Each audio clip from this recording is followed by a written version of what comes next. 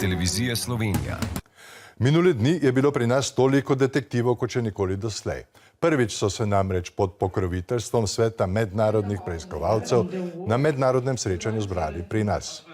In ker se nas večina detektivov spomnila iz filmov, smo pobrskali, kaj pravzaprav počnejo, kakšna so njihova pooblastila.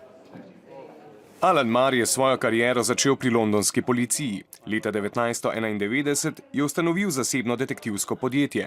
In kaj pravzaprav dela zasebni detektiv? It is mostly surveillance. People with a bad back can't work again, playing tennis, that sort of thing.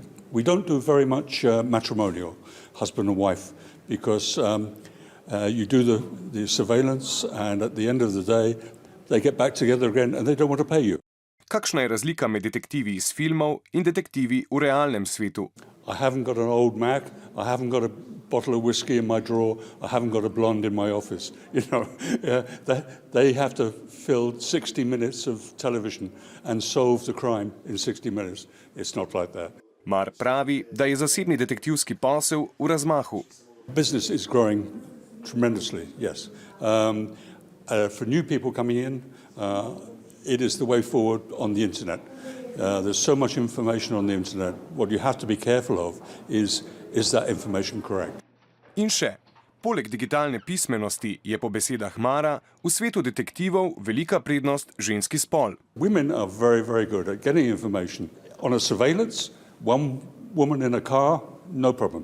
Two women in the car, still no problem. One man in the car, what's he doing? Two men in the car, something's wrong. Zanimivo, gospa Bernarda Škrabar, poklic, pri katerem da so ženske na boljšem, in dober dan. Dober dan, pozdravljeni. Se strinjate s to ugotovitvijo? Ja, absolutno se strinjam, ja, seveda. Ste v boljšem položaju kot moški? Imamo določene prednosti, kot je poudaril že gospod Marr, tako da se z njim v celoti strinjam. Imamo tudi intuicijo. Smo lahko bolj pronicljive, natančne, povezovalne, mehke, takrat, ko je to potrebno. In trde takrat, ko je potrebno. In vztrajne, tako. Koliko je zasebnih preiskovalcev pri nas? Pri nas mislim, da od 80 do 90.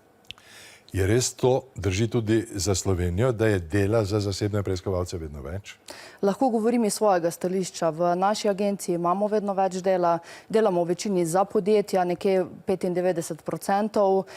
Trenutno imamo 5 zaposlenih in uvajamo 2 nova. Tako da iz tega našega trenda, torej porasta, lahko sklepam, da je dela vedno več. Gledalci verjetno ne vedo, kako zaračunate te svoje usluge. Je to po urah ali če vprašam drugače? Recimo, da me zanima, kaj počne neki moj sodelavec, če sem direktor nekega podjetja, pa vas prosim za zasledovanje za 3 dni, recimo.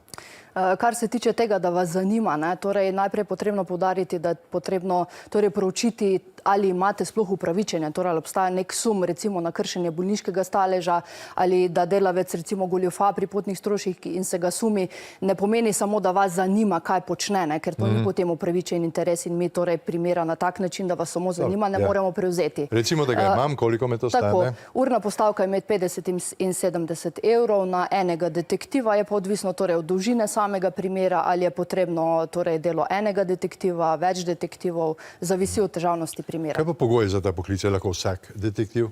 Potrebna je visokošolska stopnja izobrazbe, torej opravljeno je usposabljanje na Centru za poklicno usposabljanje in izpit, ki se opravlja pred 4-člansko komisijo. 2 člana sta iz Ministrstva za notranje zadeve in 2 člana iz detektivske zbornice. Zbirate podatke o tem, pri koliko primerih, ki jih dobite, ste uspešni? Kakšna je raziskanost, bi temu rekli po policijsko? V večini smo uspešni, pri tem pa velja tudi poudariti to, da se stranki pri prevzemu primera poroči cost-benefit, torej ali se vam splača investirati v najem detektiva, glede na rezultat, ki si pričakuje, da ga bomo pridobili. Torej velja to prej pretehtati, ampak v večini smo zelo uspešni. Prav, hvala za ta pojasnila. Hvala za povabilo. Hvala lepa.